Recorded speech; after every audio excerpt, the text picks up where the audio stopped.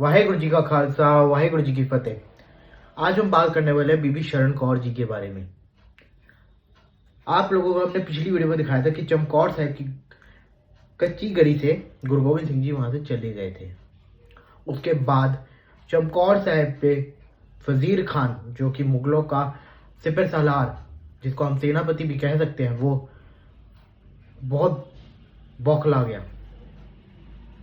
उसको समझ नहीं आ रहा था वो क्या करे।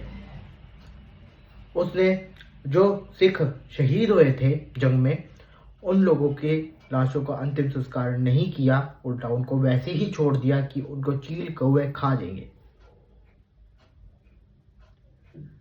उसने वहां पर सिपाही भी तैनात कर दिए अपने सिपाहियों के अंतिम संस्कार के लिए, लेकिन सिखों के अंतिम संस्कार के लिए उसने कुछ भी नहीं किया। उसने उनको वहीं पे छोड़ दिया ताकि उनको पक्षियां उनकी लाशों को खा जाएं। ऐसे में चमकौर साहिब के पास की ही एक पिंड में, गांव में ही अनाउंसमेंट हुई कि सिखों की लाश चमकौर साहिब में ही पड़ी हुई है। वैसे हमारे में लाश वाश ऐसे कुछ बोलते ही नहीं है, तो उसके लिए मैं अपने सिख भाइयों से माफ़ी चाहता हूँ, सभी से माफ़ी चाहता हूँ मैं। तो उनकी लाश भी वहीं पे पड़ी हुई है, कोई भी उनका अंतिम संस्कार नहीं करने जाएगा। ये वजीर खान की तरफ से अनाउंसमेंट हुई थी गांव-गांव में कि कोई भी अगर हमदर्दी दिखाएगा उसको मार दिया जाएगा। ऐसे में बीबी शरण कौर जी, जिनके पति चमकौर साहिब की जंग में ही थे, वो इसी जंग में थे और वो भी शहीदी प्राप्त कर चुके थे। बीबी शरण कौर जी को जब ये मालूम पड़ा तब उन्होंने अरदास करी। अरदास का मीनिंग जो है वो आप लोगों को यहाँ पे स्क्रीन पे दिख जाएगा। उन्होंने अरदास करी कि वो उन 40 सिखों का संस्कार करेंगी।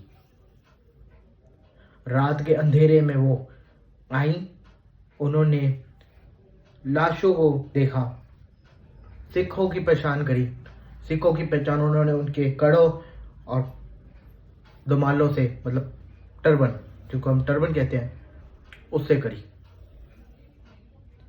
उनसे पहचान करके एक जगह पर उनको अपनी पीठ पे, कभी किसी को अपने कंधे के सहारे, उनकी बॉडीज को लेकर एक जगह पर लेकर आई। उन्होंने गुरु गोविंद सिंह जी के साहिबजादों को भी, जो बड़े बेटे गुरु गोविंद सिंह जी के दोनों बड़े बेटे थे, उनका भी अंतिम संस्कार किया। कुछ लकड़ियां लेकर और कुछ थोड़ा सा तेल लेकर उन्होंने आग लगाई और उन लोगों का अंतिम संस्कार किया। पास ही में मुगल फौज थी जो अपने ही सिपाहियों का अंतिम संस्कार कर रही थी। जब अंतिम संस्कार जब वो कर रहे थे तब वो थोड़ी देर रुक गए, क्योंकि रात बहुत हो चुकी थी। उन्होंने कहा सुबेरे अब हम अंतिम संस्कार करेंगे, और उन्होंने थोड़ी सी दूर जहाँ पे उनके सिपाहियों की लाश पड़ी हुई थी, उससे थोड़ा दूर अपना कैंप लगा रखा था। लेकिन जब उन्होंने देखा कि आग जल रही है तो वो भागे भागे वहां पर पहुंचे। वहां पर उन्होंने देखा कि सिखों की देह, मतलब सिखों के शरीरों का अंतिम संस्कार हो रहा है, और वहां पर बीबी शरण कौर जी खड़े हुए हैं। बीबी शरण कौर के पास सिर्फ एक तलवार, जिसको हम कृपान कहते हैं, वो थी। उन्होंने मुगलों का सामना किया, मुगलों से लड़ी, लेकिन आखिर में वो थोड़ी जख्मी होने के बाद बेहोश हो गई, और मुगलों ने उनको बेहोशी की हालत में ही आग में ही जला के राख कर दिया। ये आप लोगों को मैंने इसलिए बताया क्योंकि बीबी शरण कौर जी का नाम मेरे हिसाब से मोस्टली लोग नहीं जानते होंगे। मोस्टली लोगों को पता भी नहीं होगा बीबी शरण कौर जी का नाम, कौन थे वो, क्यों उन्होंने अपना बलिदान दिया, क्यों वो शहीद हुई, उन्होंने क्या किया कौम के लिए, किसी को नहीं पता होगा। मोस्टली लोगों को मेरे हिसाब से नहीं पता होगा ये बात।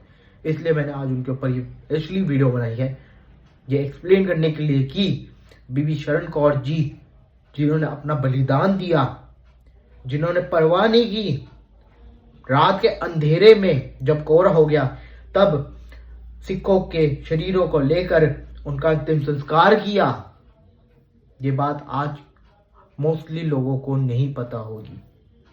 मैं आप लोगों से एक छोटी सी रिक्वेस्ट करना चाहता हूँ कि प्लीज़ इस वीडियो को ज़्यादा से ज़्यादा शेयर करें ताकि और लोगों को ये इतिहास के बारे में मालूम पड़े, ये और लोगों को इतिहास के बारे में मालूम पड़े। विभीषण कौर जी जैसे कई शहीद हमारे सिख इतिहास में हैं जिनको हम भूले पड़े हैं, जिनको हम याद तक नहीं करते हैं, जिनके नाम तक हमें नहीं मालूम होंगे, उनको हम सम्मान दें, उनको इज्जत दें। प्लीज़ इस वीडियो को ज़्यादा से ज़्यादा हो सके तो प्लीज़ शेयर कीजिए। मेरी आपसे आप सभी लोगों से रिक्वेस्ट है, क्योंकि मैं जो ये वीडियोस बना रहा हूँ इसका पर्पस यही है कि मैं आप लोगों को ये बताना चाहता हूँ कि प्लीज़ इन जैसी इन्फॉर्मेशंस को अगर आप ज़्यादा से ज़्यादा शेयर करोगे तभी आप आगे चल के हमारे सिख कौम के बारे में मोस्टली लोगों को समझ आएगी, हमारे इतिहास के बारे में लोगों को मालूम पड़ेगा। तो मेरी आप लोगों से यही रिक्वेस्ट है कि आप इस वीडियो को ज़्यादा से ज़्यादा शेयर करें। बाकी मैं आप लोगों से फिर से दोबारा से माफ़ी मांगता हूँ अगर मेरे से कोई गलती हो गई हो तो। बाकी मिलते हैं आप लोगों से अगली वीडियो के साथ। वाहेगुरु जी का खालसा, वाहेगुरु जी की फतेह।